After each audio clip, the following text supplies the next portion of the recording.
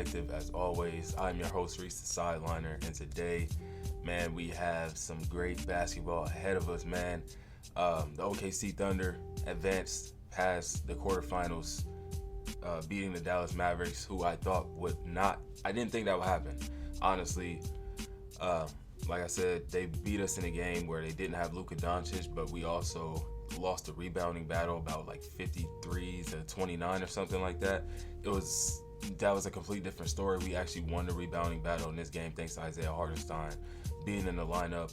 Milwaukee took on Orlando Magic and they advanced as well in that Eastern Conference side. And then you had the Atlanta Hawks 108 to 100. Trae Young rolling the dice on the New York Knicks logo. Like, we about to have some great basketball. And then the Houston Rockets won an electrifying game, 91-90. Although you could say it was a controversial ending with the foul call. You know, Jalen Green gets 2 free throws, and then about 3 seconds left in the game, they get the inbound to Steph. They send a double. He has to kick it to Brandon Podziemski, who fires a terrible shot up, and that's the game.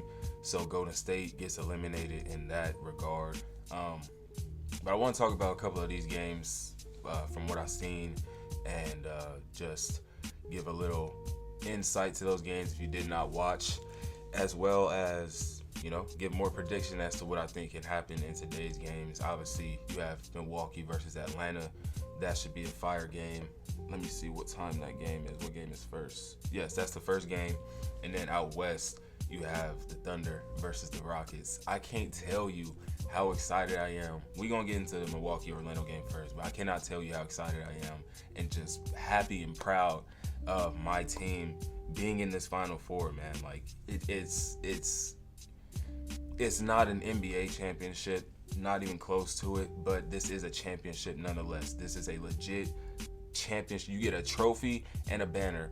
There's an NBA Cup, like all NBA team, basically. There's an NBA Cup MVP. So this is a legit championship, but it is not the legit for the whole 82 games plus the postseason NBA championship. I understand that. But to have won this, or to possibly be able to win this award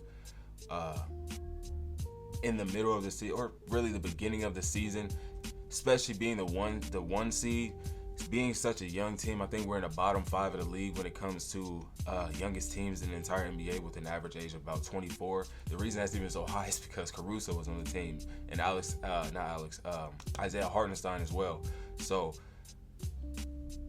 to be one of the youngest teams in the NBA and to be in this position, as well as the Houston Rockets, I'm gonna give them credit too, because they've been having a hell of a season. Obviously being the second seed out west at the current moment at 17-8. This has just been great basketball by some very young teams, and I'm loving what I'm seeing. But for my Thunder, I was just on Twitter before recording this, and I seen a lineup of Xavier Simpson, Vet Krejci, Jalen Horde. Who else was on that team? I forget how to pronounce his name, and Isaiah Roby. That was 2021 to 2022. Or no, excuse me, 2020, 2021. Whatever year it was, that was a rough year. I've been here since the KD, Russell Westbrook, James Harden years, Serge Ibaka, Kendrick Perkins. I've been here, Nick Collinson, Thabo Sefolosha. We done ran through Darren Collison was a point guard here. Obviously, Dennis Schroeder. We done had Eric Maynard. We've had Rashard Lewis suit up for us. We've had a hell of a roster overhaul, obviously, for the past decade. You're not going to have the same team, but some of those teams were not good. Some of those teams were, early 2012s type of Philadelphia 76ers teams, where it was basically a free win for you every night. But basically what I'm trying to get to is I'm just proud of the way that Sam Presti has handled things and turned his team around. And for back-to-back seasons, we're looking like the best team out west. And this year is not even close, especially when you consider the defense That aspect alone is why we were able to win that game. And like I said, I'm going to get to the Milwaukee Bucks game. But when you consider we have so many switchable defenders, whether it's Casey Wallace, Alex Caruso, Lou Dort, Jalen Williams, Shai Gilgeous-Alexander. We have some Isaiah Joe can hold his own on the perimeter. Aaron Wiggins, we know he's a defensive monster as well. So we have so many guys in the guard and wing position to just rotate and have that's so many fouls to give, bro. Like, we don't foul a lot. But we have so many fouls to give for a Luka Doncic and Kyrie Irving. And you saw that in that game, man. Let me just get to the we're going to get to the Thunder, man. Milwaukee versus Orlando. The Magic did jump out to an early 14-7 lead in that game. They were playing really, really good defense, clogging the lanes, deterring Giannis from getting clean drives and looks at the rim. They caused 4 turnovers in the first 5 minutes and 7 total for the first quarter. They went up by as much as 10 in that quarter, winning that quarter. A lot by 8 points. Going into the second, they had 8 different players that scored at least one basket in that first period. So it was just a really, really good start to a basketball game for them. It looked like they were going to continue to play very well without Franz and Paolo. A lot of that you can credit to Jalen Suggs. He had 3 steals and a block in half of the first quarter. And then he had that nice ass bounce pass from half court in transition, threading the needle, low-key looking like Jason Kidd. But back to their defense, since November 8th, and this is now 3-4 days later, so this could have changed, but I'm still going to give you this stat. Since it's November 8th to about December 12th when they played, they were first in defensive rating, tied for 6th in opponent field goal percentage, 2nd in causing opponents to turn the ball over, and they allowed the 4th least points scored in the paint. You saw how that affected Giannis in that first half until he was able to get it going and eventually took over the game. Mo Wagner caught fire in that second, went 6 for 6 in the first half for a total of 13 points, helping Orlando maintain a steady lead for the majority of that half. And then Anthony Blackman. I am becoming more of a fan of just players as opposed to just being a fan of team. Dillon Brooks. We're going to get to the Rockets, man. Dillon Brooks is becoming one of my favorite players to watch, bro. Call me crazy because he does nothing.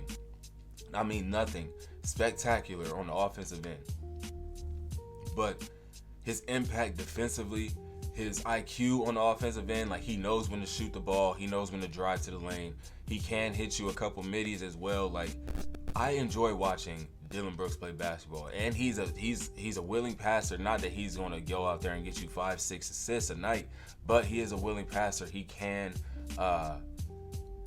find a guy in the heat of the moment. He might hit you.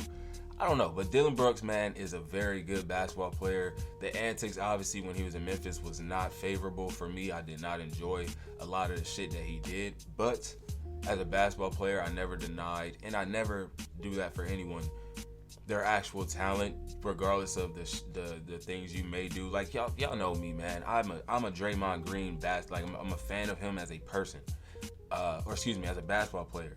But the shit that he does on the court, I can't be a fan of. I don't support, but I know how well of a basketball mind he has.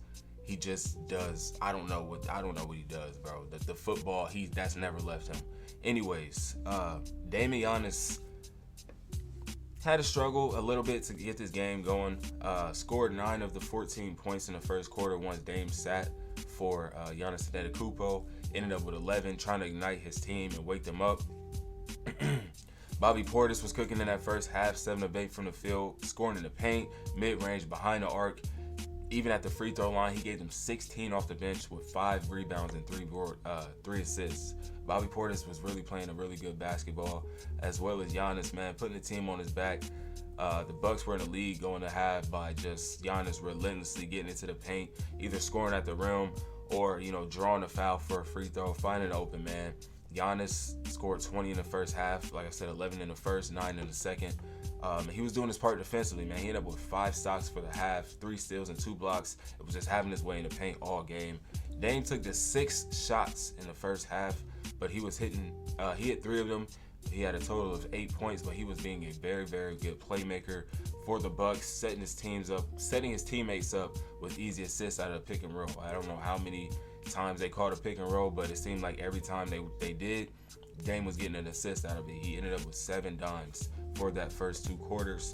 And then Orlando did start off the half hot on a 7-0 run, but they eventually cooled off and it became a defensive type of game in that third quarter up until about 3.5 minutes. The Bucks began to create some separation, and this is where they took over the game. They finished the quarter on an 18-4 run, heading into the fourth, leading by 8.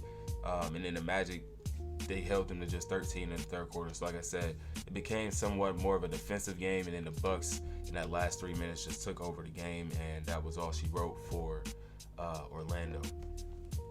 And then for Dallas versus OKC, it was the first few minutes of this game. First of all, the first couple possessions of the game, I'm tired of seeing players just shoot threes just because nobody is putting a hand up to, like, I'm sick of just seeing three-point shots every possession. Why? It's so easy to score at the rim and players just want to chuck threes. Not everybody can hit threes at the rate that Stephen Curry can. Not every team. And I will admit, last year the Thunder were the best three-point shooting team, at least in the top 3, I want to say, where it seemed like damn near everybody shot 40% from downtown. So that could kind of be our identity, but I don't really see. I don't like it. I don't like watching the amount of threes that do go up in games nowadays. 11 for 29 in that first half for OKC. And it stalled out our offense in that second quarter when Dallas wasn't really able to score. We were causing turnovers. We were getting the ball out of Luka's hands, but we were shooting so many threes that Dallas was able to stay within 3 for the half. We should have been able to really just take over that game how we did it going then on that run in the third and fourth quarter. We should have been able to do that in that second quarter and have some separation and put them away earlier. But the threes were just, everybody was just in love with the threes, man. We did, however, after Dallas started off on an 8-0 run in the first 3 or so minutes of the game, we spun a 15-1 run, 15-9. They needed a timeout, like I said, making Luka come up off of that ball, man. Showing 2 defenders at him, holding him to just 2 points in the first quarter. And then he had 12 points. We had 12 points off of 7 forced turnovers and finished the first on an 11-2 run, taking an 8-point lead. And I want to say we had the lead for the rest of the game. I don't think Dallas ever got the lead after that. So we were just playing really, really good basketball, especially when you consider the defense. Like I mentioned earlier, 14 turnovers, 24 points scored off of those turnovers halfway through the third quarter. And then when you consider the momentum, like I said, Dallas was creating some kind of a run to make it look like a respectable game. But I forget who shot the ball, but it was Alex Caruso hustle play, dove between 2 players, tipped it out to Isaiah Joe. Joe pump fakes, takes a step in, gets another contest, super long 3, not super long, but maybe about 27 feet, knocks it down. Momentum right there carries us over into the fourth quarter. And at one point in that fourth, it was about 10.5 minutes left. We were up by 20, and I'm like, yeah, this is game. There's no way they come back. They didn't have PJ Washington to stay in front of Shai Gilgeous-Alexander, so he went off and had a 39-point game. But at one point, Kyrie Irving did put together a nice stretch of offense, and they cut the lead to 8. But then I think J-Dub hit a 3. Somebody hit a 3, put us back up 11, and then from there we just kept on putting the points up, man. This was a great game for Najee Marshall, though. He was hooping in that first half. He was getting floaters, scoop layups, threes. It felt like every time he touched the ball, he scored. He had 14 in just 8 minutes, so they really relied on his offense, especially when Luka was held to just 1 of 7 in that first half from the field. He was getting hounded the entire time, like I said, by just a plethora of defenders. We got so many players to just throw at him that have IQ and, dare I say, are familiar with his game by now.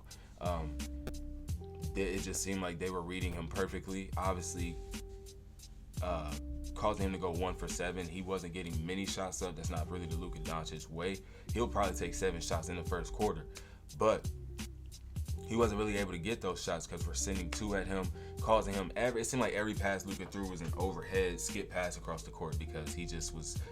We were just hands up, everybody's long pause, just walking them down.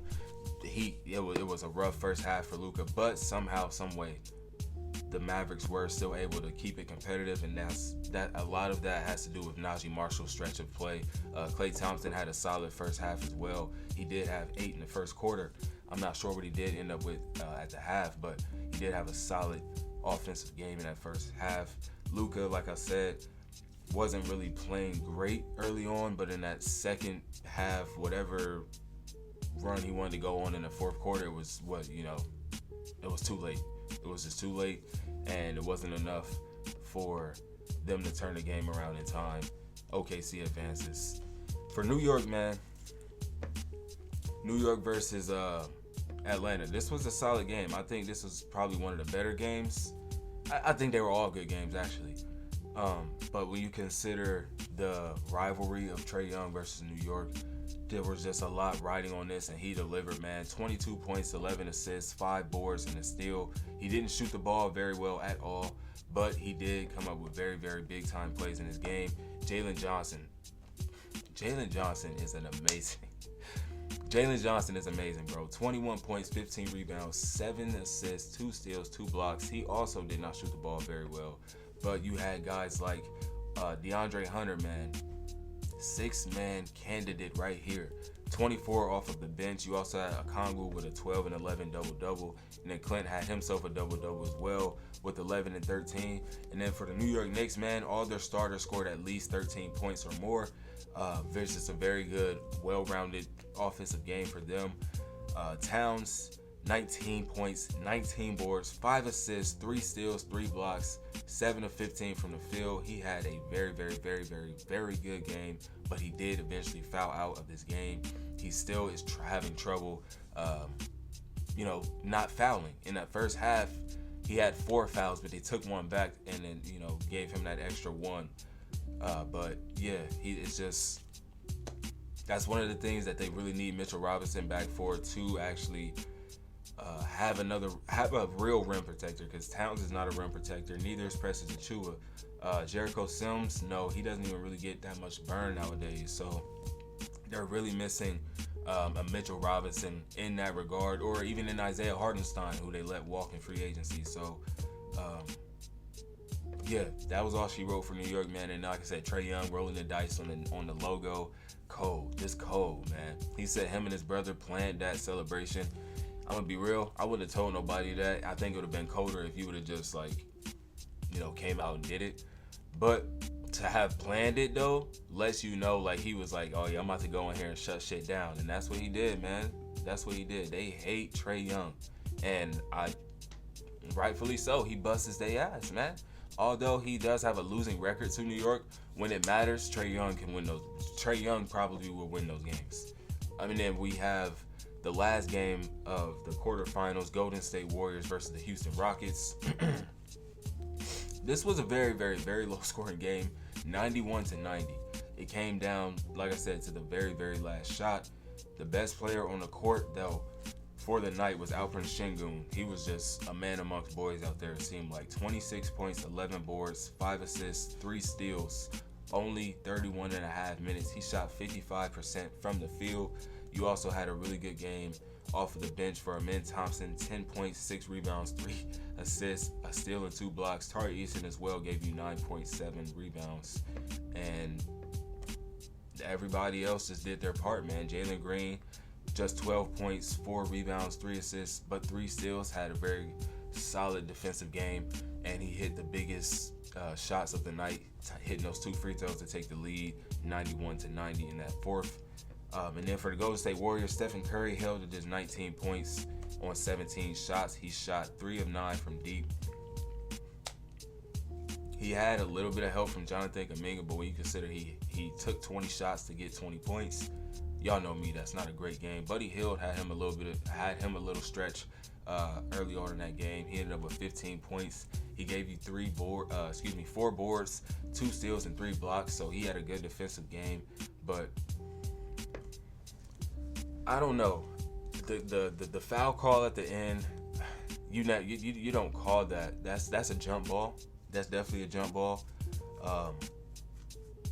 But I think where you really want to go back and consider where you could have done things differently, you look at the possession where Kevon Looney is guarding Alperen Sengun in the last minute or so of the game. Then when that happens, Alperen Sengun immediately takes advantage of the mismatch, blows right by him, and gets to the rim for a basket to cut the lead, I think, to 6 or 4. And then you get a 3 in the corner from Fred VanVleet. All that. I mean, it was a good hit over some great defense. He did hit. He hit that shot contested. And then when they're up 1, Stephen Curry takes that step back 3 and misses it bad off the right side of the rim. There are miscues other than the foul call that you can look at. Steve Kerr, I know, was elated about the call in the presser after the game, and I would be too. That's not a call that you call. It's not a foul. That's a jump ball. I don't know whether they called it on Looney or Kuminga. Either way, it looks like a jump ball, kind of. I mean, Kuminga did kind of, neither here nor there. That game, those games are over.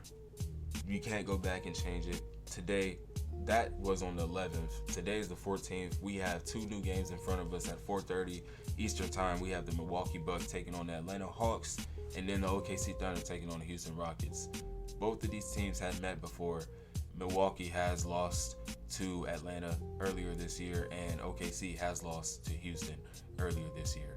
But for me, I don't really know how to gauge the Milwaukee-Atlanta game, because that really could go either way. It just depends on which team's role players are playing better. Honestly, it depends on which team's role players are playing better, because Damian Giannis are going to show up, Jalen Johnson and Trae Young are going to show up. It depends on what other players on the court are going to hit shots. I'm trusting in DeAndre Hunter to have another good game. I'm trusting in Bobby Portis to have another good game for Milwaukee. So that's 3 guys that you can count on in this game for each team. Who the hell else will show up? We will have to see. But for OKC and Houston, we are the best defense in the league. The best defense probably in league history right now. So y'all just putting up 91 against the Golden State Warriors, who, mind you, have a point differential of 4.7. So they give up 108.4 points per night. We give up 103.8. So it's not that big of a difference. Oh, well, it's a 5-point difference, excuse me. But we also score 115.8. I was supposed to be looking at Houston. But those Golden State numbers are good, because Houston just lost to beat Golden State, who have a worse defense than us, is the point that I was trying to get at. But then you look at the Rockets. They can score the ball as well. They put up 112.7 to our 115.8. Their defense is a couple points worse than ours, but we have a 12-point differential, the highest in the league by far. No one else has double digits except for the Boston Celtics, right at 10. So I said by far. It's not by far, but either way, when you can only put up 91 points against us, an inferior defense to OKC's, such as the Golden State Warriors, I don't really see you having much of a chance to knock us off, especially when we're riding hot right now. Shea just coming off a damn near 40 piece. So they got to come out there and play. They do have, I will say, they do have a great defensive repertoire. They have a great rotation of defensive players, like an Amin Thompson, Tari Eason. Who else do I like in there? Dylan Brooks. That's who's going to be guarding Shea. So you're going to have that rotation of players guarding Shai Gilgeous-Alexander. So he probably won't go off for 40. But we also have J-Dub, who's been playing very good. We have Isaiah Hartenstein. He's not going to go off and give you 20, but he has been playing very solidly as well on the offensive end. We got shooters in Isaiah Joe.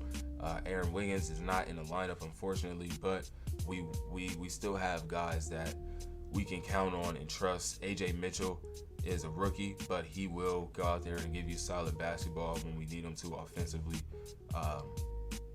Kenrich Williams actually played some really solid basketball, man. Oh, Aaron Wiggins is in the lineup. I didn't even realize he just didn't play that many minutes. He played 9 minutes, but if we need some Aaron Wiggins baskets, we can get some Aaron Wiggins baskets. So, yeah, man, I'm going with the Thunder in this one. Obviously, I didn't pick them in the last one. Like I said, I just thought Dallas had a better.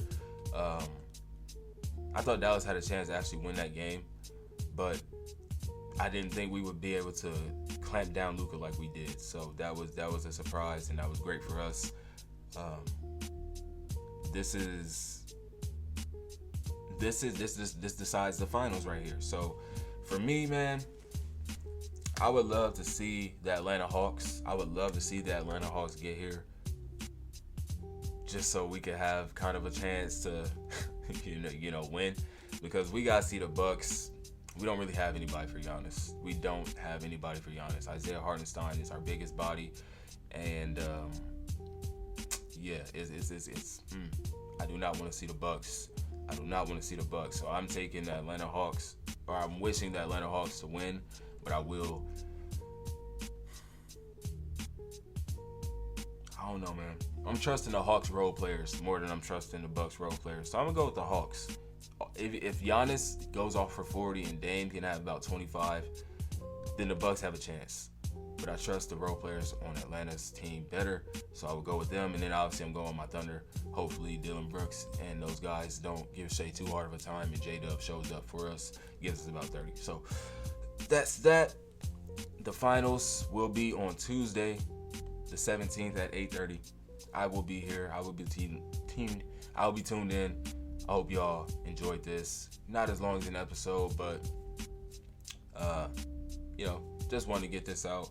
There has been some worry in myself about how much longer I can continue to not upload consistently before my channel just dies. I don't want that to happen. I'm trying to be as consistent as possible though, man. It's just hard when I don't have as much free time as I used to. So, like always, man, just stick with your boy, man. Stick with your boy. We got some great things going on. Real quick, let me show y'all, man. We are doing great things, man. We are doing some really, really, really big things. You can't really see it because the ring light. There we go. We doing some good things, man. I'm receiving awards at school, bro. Like, I'm not just out here bullshitting. I'm actually really trying to piece this all together, bro. So, like I said, just stick with me, bro. And in due time, y'all will see the hard work end up paying off.